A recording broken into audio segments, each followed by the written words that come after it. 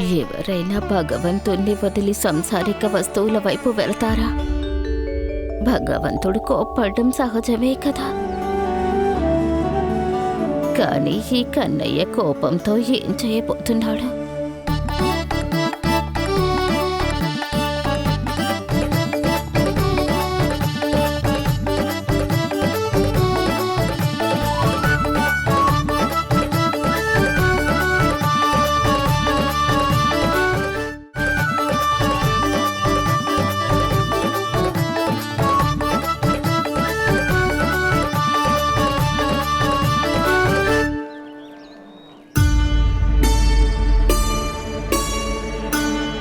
అమ్మకి ఈ మధ్య నా ఆలోచనే ఉండటం లేదు. రావానర మహారాజా, నువ్వే నాకు మంచి మిత్రుడివి. అందుకే కేవలం నువ్వే వచ్చావు నా కష్టం పంచుకోవడానికి.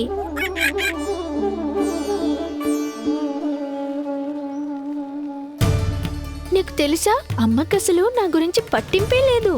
అందుకే నేను, నా ఛాయ, నా ఆకలి వీటన్నిటికంటే కూడా వస్తువులు మాత్రమే ఎక్కువైపోయాయి తనకు.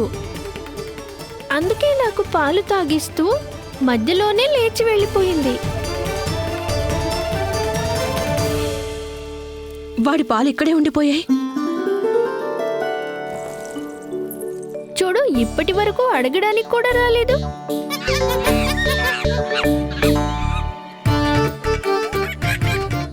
అరే, నా దగ్గర కొంచెమే ఉంది కదా.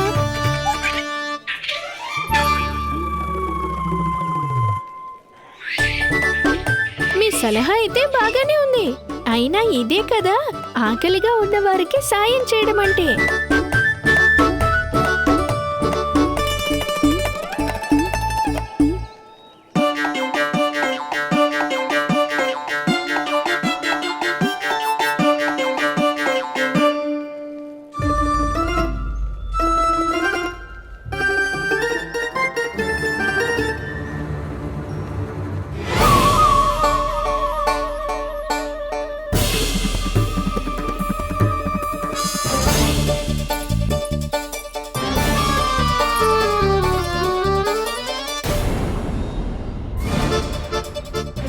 పూర్ణత్త, ఇదెవరు చేశారు?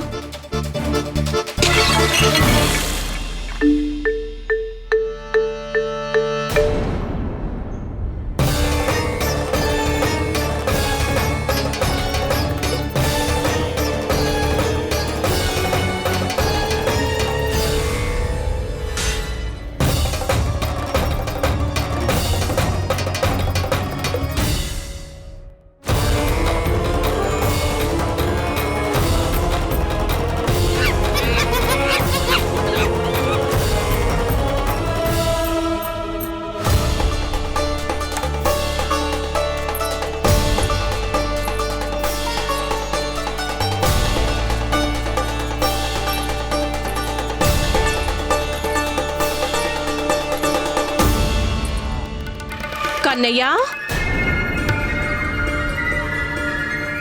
యశోద గారు, నిన్న కళ్ళతో చూశాను ప్రభావతిని, మీ కన్నయ్యని పట్టుకున్నప్పుడు. అవును, నేను కూడా చూశాను. అవునక్క, మేము కూడా చూసాం.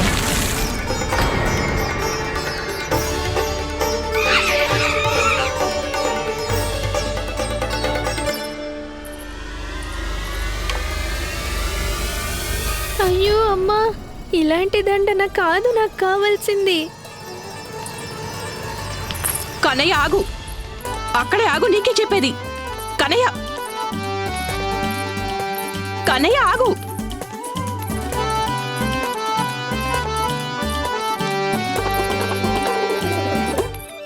కన్నయ్య, కన్నయ్య, అక్కడే ఆగు, ఆగక్కడే. ఆఖరిసారి చెప్తున్నాను, లేకపోతే బాగోదు. ఆగు కన్నయ్య, కన్నయ్య.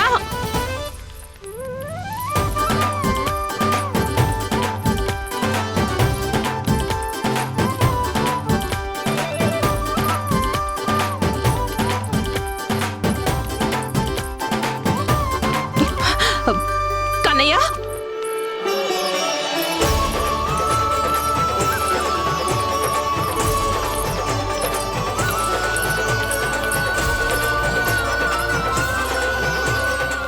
కన్నయ్య, ఈ వాళ్ళు నిన్ను దండించే తీరుతాను. ఎంతసేపు పరిగెడతావు, పరిగెట్టించు. నిన్ను పట్టుకోవాలనుకుంటుంది కదా యశోద. వారి ప్రకాశ పరిధిలోకి చేరుకోవడానికి ఋషులు, మునులు, యోగులు సహస్ర సంవత్సరాలు తపస్సు చేస్తూ ఉంటారు. అప్పుడు కూడా ఆయన దగ్గరికి చేరుకోలేరు. నువ్వు కృష్ణుడివైతే నేను యశోదను. నిన్ను పట్టుకుని తీరుతాను. ఆగు.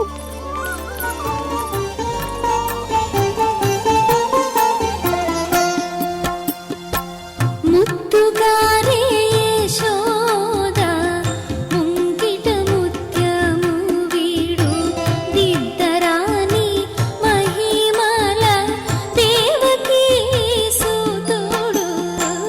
ముత్తుగారే యశోద ముంగిట ముత్యము వీడు దిద్దరాని మహిమల దేవకీ సుతుడు.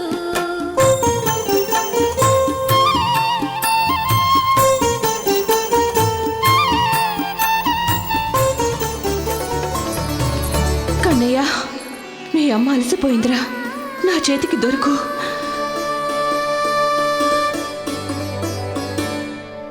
నేను కూడా నీకు అమ్మన్రా. నీ వేగాన్ని నా తెలివితో ఆపుతాను చూడు.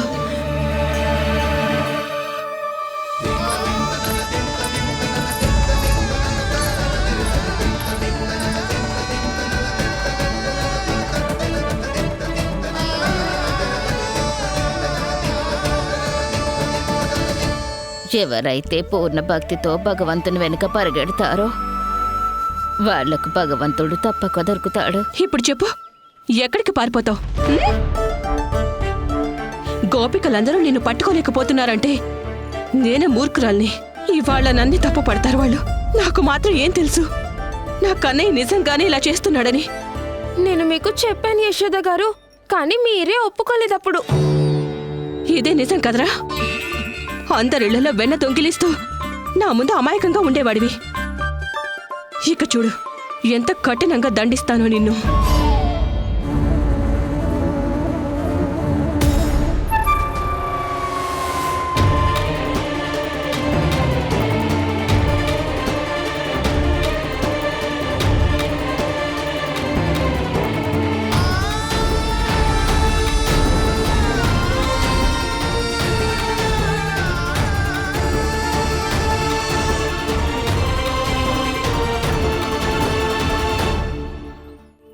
అందరు స్నేహితులకు లాగా అమ్మ నాకు కూడా ఏదైనా చిన్నగా దండిస్తుంది అని అనుకున్నాను.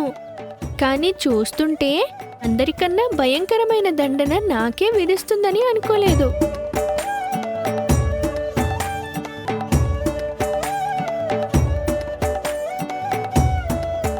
వారిని చూడండి స్వామి, భయపడడం తక్కువ, నటించడం మాత్రం ఎక్కువ.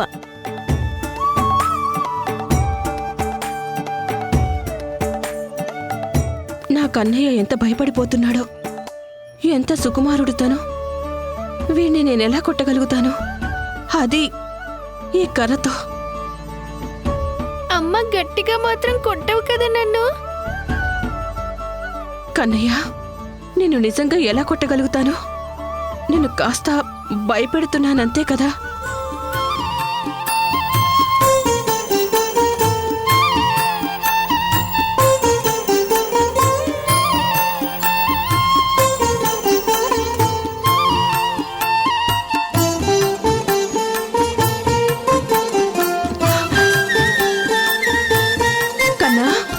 కన్నా కళ్ళు తెరు.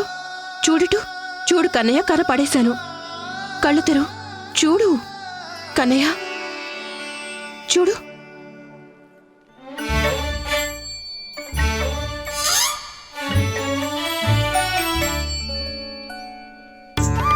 ఇదేంటి యశోద గారు, మీరే చెప్పారు కదా తను పట్టుబడగానే కఠినంగా దండన ఇస్తానని. కానీ కన్నయ్య కన్నీళ్లు చూడగానే కరిగిపోయారా? నిజంగా వదినమ్మా, కన్నయ్య ముఖం చూస్తే మాకు అలాగే అనిపించేది. అంటే తప్పు తను కాదు, మేమే చేసినట్టు. వీళ్ళందరూ మళ్ళీ నన్నెందుకు ఇరికిస్తున్నారు? మళ్ళీ అమ్మ కర్ర పట్టుకుంటుందేమో. ఎలాంటి ముఖం పెడతాడంటే దండించాలనుకున్నా సరే మనలో మనమే సిగ్గుపడేలా చేస్తాడు. ఒప్పుకోకండి, కానీ మీ ఇంట్లోనే దొంగతనం చేసినప్పుడు ఖచ్చితంగా ఒప్పుకోవాల్సిందే యశోద గారు. అప్పుడు మిమ్మల్ని అడుగుతాం, చూద్దాం అప్పుడేం జవాబిస్తారో మీరు. అమ్మ ఏం ఆలోచిస్తుంది? ఏదో ఒకటి శిక్ష వేస్తేనే అయిపోతుంది కదా. వీడిని కఠినంగా దండించడం చెయ్యలేను నేను. కాని దండించకపోతే ఇంకా పాడైపోతాడేమో. పైనుంచి వీళ్ళందరూ ఇక్కడే ఉన్నారు, ఏమనుకుంటారు? నేనేదో కన్నయ్య పక్షాన ఉన్నానని అనుకుంటారు. లేదు లేదు, దండించి తీరాల్సిందే.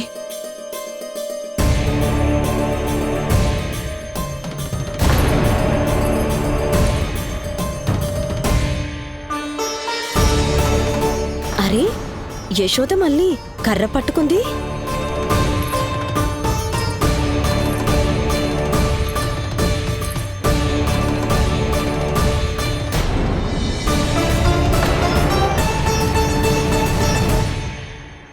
ఆనందంగా ఉందా? చూడండి, ఇక నన్ను కొడుతుంటే సంతోషించండి. మీరేమీ ఆలోచించకండి. వీణ్ణి ఎలాగైనా దండించి తీరుతాను. వదినా, ఏంటి వదినా? నా కొడుకుని నా చేత్తనే కొట్టిస్తున్నారు మీరు. ఇప్పుడు మీ అందరికి ఆనందంగా ఉంది కదా? వద్దమ్మా, కొట్టద్దు. నా మీద ఉన్న ఆరోపణలన్నిటినీ స్వీకరిస్తున్నాను, కానీ మాట కూడా ఇస్తున్నాను, ఇంకెప్పుడు చేయనమ్మా. నువ్వు అపరాధాలు స్వీకరించావు నిజమే, కాని అమ్మ జాలిపడి దండించకుండా ఉంటుందని అనుకోకు. చూడిప్పుడు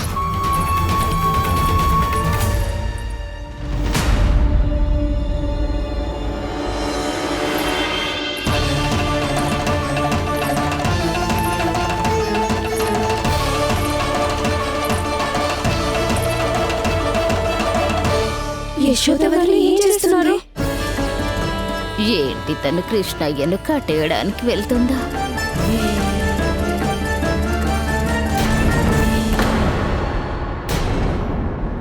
చాలా ఇష్టం కదా ఉట్టి పైకెక్కి వెన్న దొంగిలించి వానర మూకకి పంచడం. అమ్మా, నేను కేవలం వానరులకే ఇవ్వలేదు, నా స్నేహితులందరికీ ఇచ్చాను కదా. ఎవరు తిన్నా సరే, కాని వెన్న దొంగిలించింది నువ్వే కదా. ఇప్పుడు చూస్తాను ఎలా వెన్న దొంగిలిస్తావో, ఎలా అందరికీ పంచుతావో.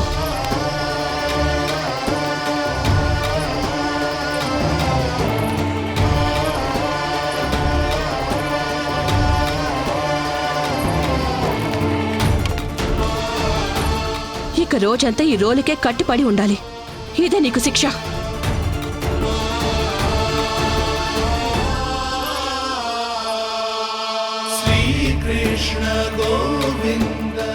రోజంతా కదలడానికి కూడా ఉండదు చూడు.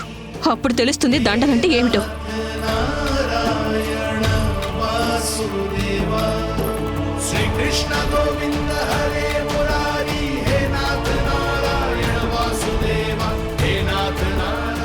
ఇది చిన్నదైపోయింది.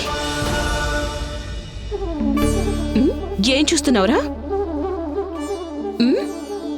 కేవలం 2 అంగుళాలే చిన్నదైంది. ఇప్పుడే వేరే తాడు తీసుకొస్తాను.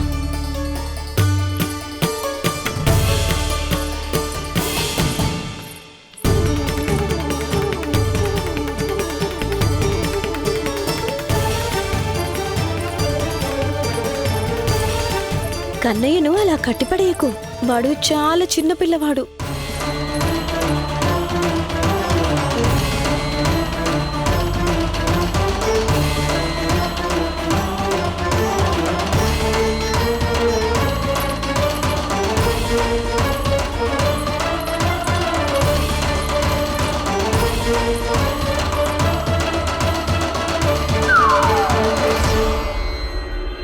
రెండు తాళ్ళు కలిపి కట్టాక కూడా 2 అంగుళాలు చిన్నదైపోయిందేంటి?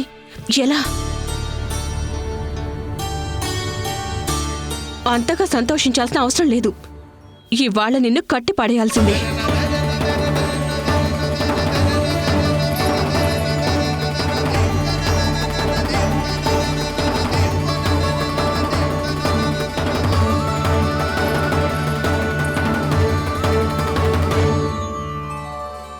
ఎవరిలో సంపూర్ణ బ్రహ్మాండం మిళితమై ఉందో వారికి అది కానీ అంత కానీ లేదు.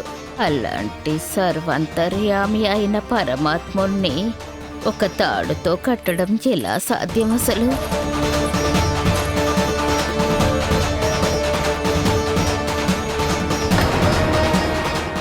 ఎన్ని తాళ్లు కట్టినా ఇంకా ఎలా తక్కువ అవుతుంది? అసలు ఇక్కడ ఏం జరుగుతోంది? అక్కయ్య తనని వదిలేయండి. తను చాలా చెడు. నా ఇంట్లో తాళ్లకు కరివేం లేదు. రోజంతా వీడిక్కడే కట్టిపడి ఉండాలి. అప్పుడే వీడికి బుద్ధొస్తుంది. అక్కయ్య కన్నయ్యను వదిలేయండి. ఇంకెప్పుడు మేము ఆరోపణలు చెయ్యం. నిజంగానే ఈ పాటికి తన తప్పు తనకు తెలిసే ఉంటుంది. లేదు, చేసిన తప్పుకు శిక్ష అనుభవించాల్సిందే. మీరందరూ వీడి ముందు మంచివాళ్లలాగా ఉండాల్సిన అవసరం లేదు. అర్థమైందా? ఇక ముందెప్పుడు మళ్ళీ చేయడు. క్షమించండి. ప్రతిసారి తాడు 2 అంగుళాలు చిన్నదవుతుంది. ఎందుకు దేవర్షి?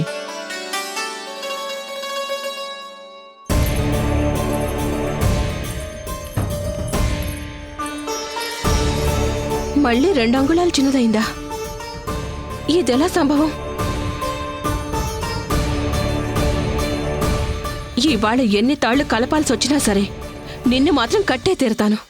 అరే వదినమ్మా, వెనకాల గోధుమలో ఎండబెట్టున్నట్లున్నాయి కదా, అవి పక్షులు తినేస్తాయి. తినేయని. ఇవాళ నాకు ఒక్కటే విషయం ముఖ్యమైంది. ఈ తాడు వీడికి దండన. పిల్లి పిల్లి పిల్లి లోపలికి వెళ్ళింది వదిన. పాలు పెరుగు వెన్న అన్ని బయటే ఉన్నాయి వదిన. అవునవును, నిజంగానే. నిజం చెప్తోంది. ఎవరికి ఏది కావాలంటే అది చేయండి. లోపలేం జరిగితే అది జరగనివ్వండి. నాకేమీ తేడా ఉండదు. ఇవాళ చూస్తుండు, నిన్ను కట్టే తీరుతాను.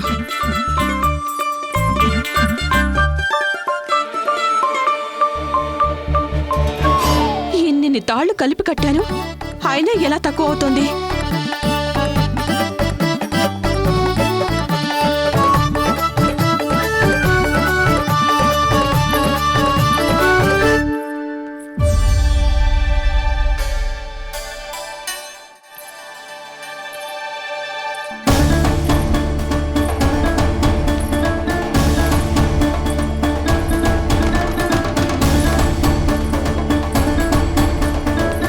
ఇప్పుడు మొత్తం కట్ట పట్టుకొచ్చాను కన్నయ్య.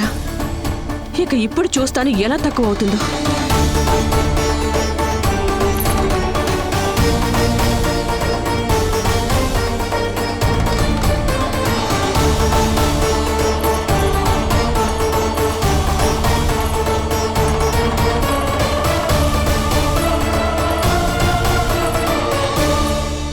అమ్మా పూలమాల.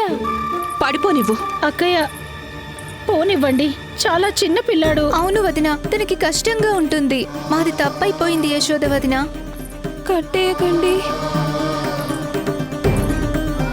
హే నారాయణ, ఇక మీరే చూసుకోండి. ఇక ఈ తాడు చిన్నదవ్వకూడదు.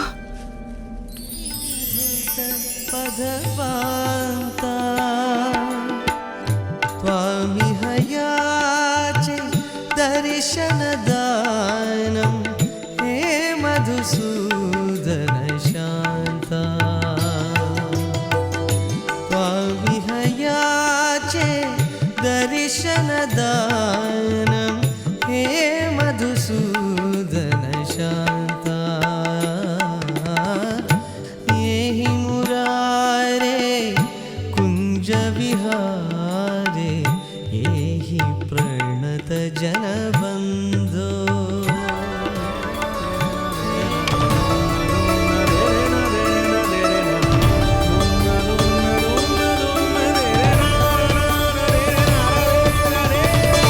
ఈసారి తాడు 2 అంగుళాలు చిన్నదవ్వలేదా? మొదటి అంగుళ దూరం భక్తి నిష్టలకు ప్రతీక అవుతుంది. స్వయంగా అంకితం చేసుకుని ఈ దూరాన్ని తగ్గించుకోవాల్సి ఉంటుంది. ఇక 2వ అంగుళ దూరం త్వనిష్ట, అనగా ఈశ్వరుడి ఇష్టానికి ప్రతీకగా ఉంటుంది. ఏదైతే భక్తుడి భక్తిలో బంధించబడి భగవంతుడు స్వయంగా నిర్ణయించేది. అనగా ఏ భక్తుడైతే తమని తాము సంపూర్ణంగా భగవంతుడికి అంకితమవుతారో వాళ్లకు భగవంతుడే సమర్పణగా నిలుస్తాడు.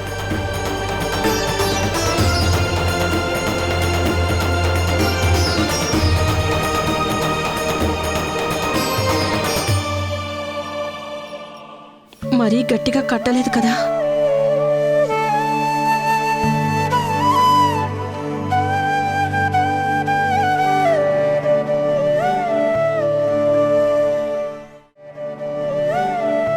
ఇదెక్కడి దండన మహాదేవా? ఓ పక్క అమ్మ దండిస్తూ ఉంది, మరో పక్క ఆందోళన పడుతుంది. భక్తిలో ఈ రూపాన్ని వాత్సల్యమంటాము దేవి. మమకారం, ప్రేమ అనే 2 భావనల మధ్యున్న 2 అంగుళాల దూరాన్ని యశోదా కృష్ణులు దాటేశారు.